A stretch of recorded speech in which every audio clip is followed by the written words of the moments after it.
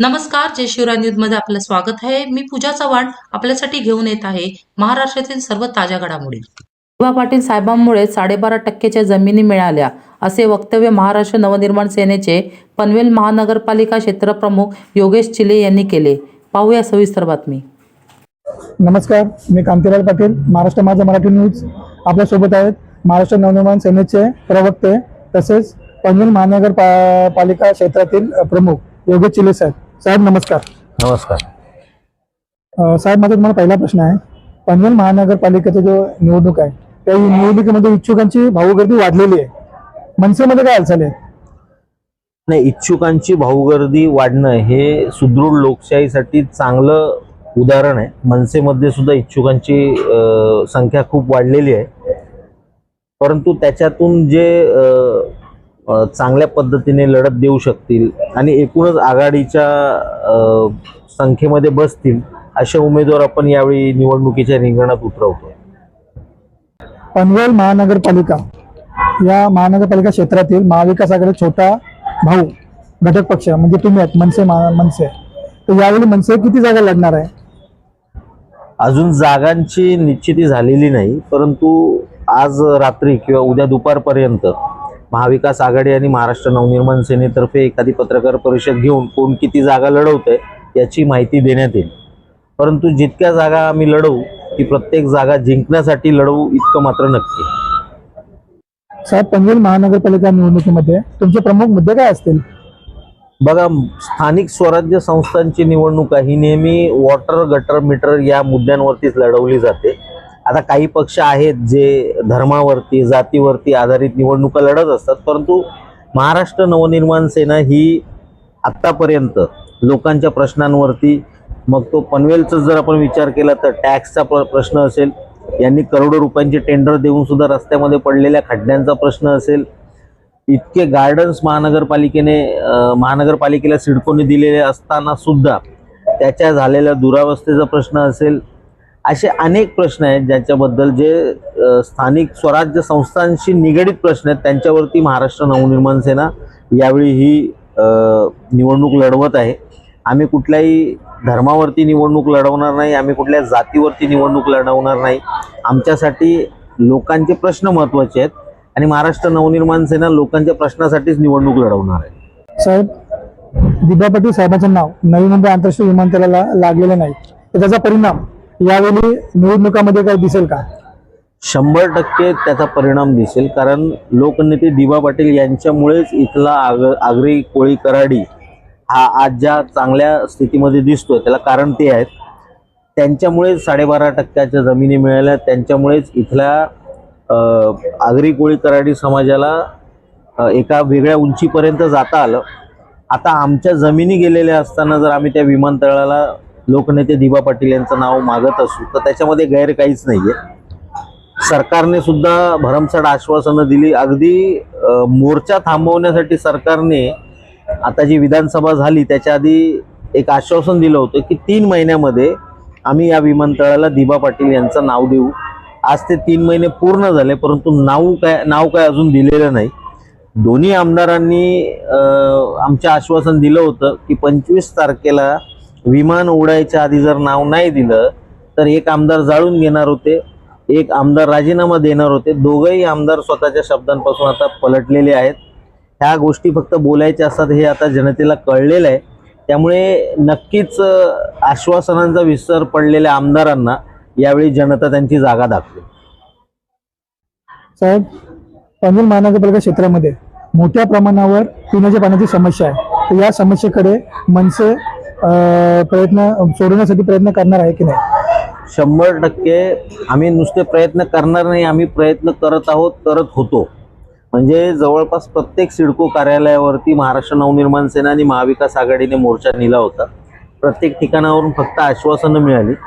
जे गेली 8 वर्ष 5 वर्ष जे सत्तेमध्ये आहेत, 15 वर्ष जे आमदारकी भोगतायत, खरं तर त्यांनी हा प्रश्न सोडवायला पाहिजे होता, कारण ते स्वतः सिडकोचे देखील अध्यक्ष होते.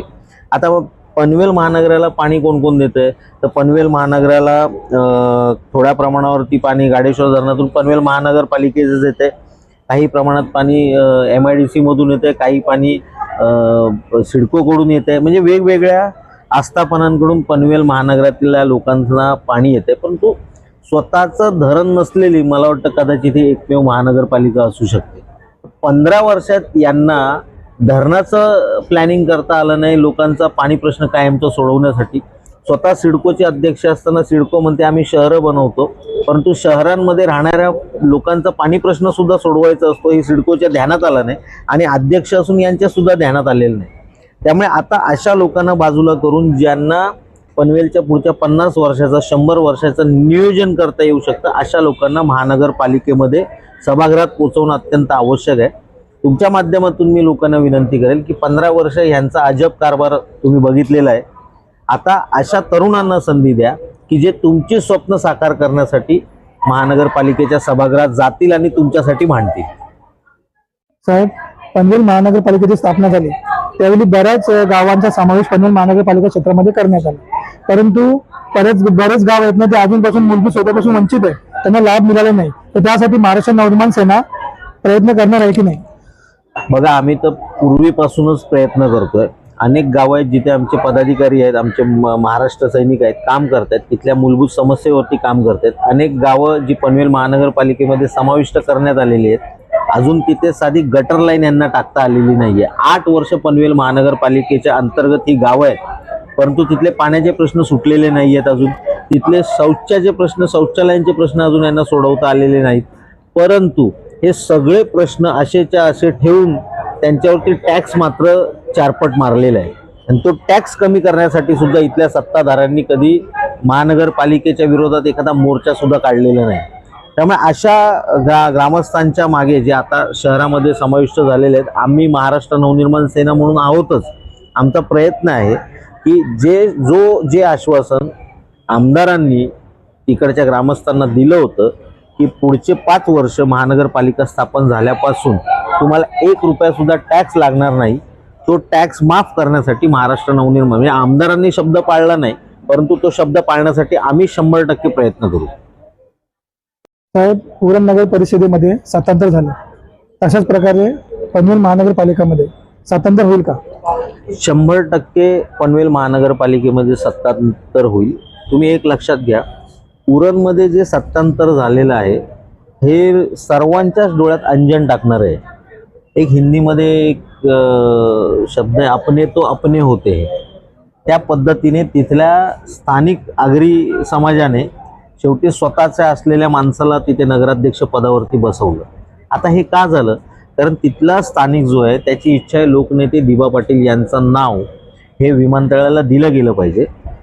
तिकडच्या स्थानिक आमदारांनी जवळपास महिनाभर सर्वच लोक बघत होते, ज्या उर्मटपणे ते जनतेशी बोलत होते, ज्या उर्मटपणे त्यांनी भाषणं केली आणि ज्या उर्मटपणे त्यांनी तिथल्या स्थानिक मराठी माणसाच्या वरती एका जातीची एका समाजाची लॉबी बसवण्याचा प्रयत्न केला, हे तिथल्या स्थानिक नागरिकांना आवडलं नाही.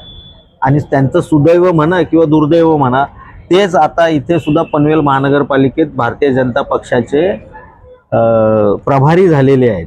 त्यामुळे इथे सुद्धा तोच मुद्दा येणार.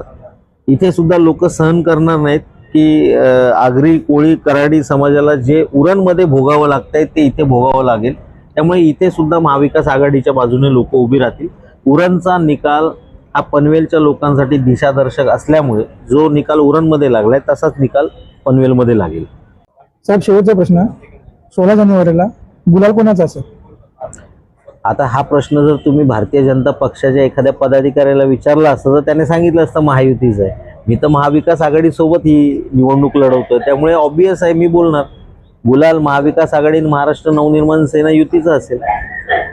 आताच आपण महाराष्ट्र नवनिर्माण सेनेचे प्रवक्ते आणि पनवेल महानगरपालिका प्रमुख योगेश चिले साहेबांचे आपण विचार ऐकले, त्यांनी त्याचा अमूल्य असा वेळ दिला, त्याबद्दल त्यांचे मनापासून आभार. धन्यवाद. महाराष्ट्रातील सर्व जिल्ह्यातील ताज्या बातम्या आणि घडामोडींसाठी सबस्क्राईब करा जय शिवराय न्यूज आणि दाबा बेल आयकॉन.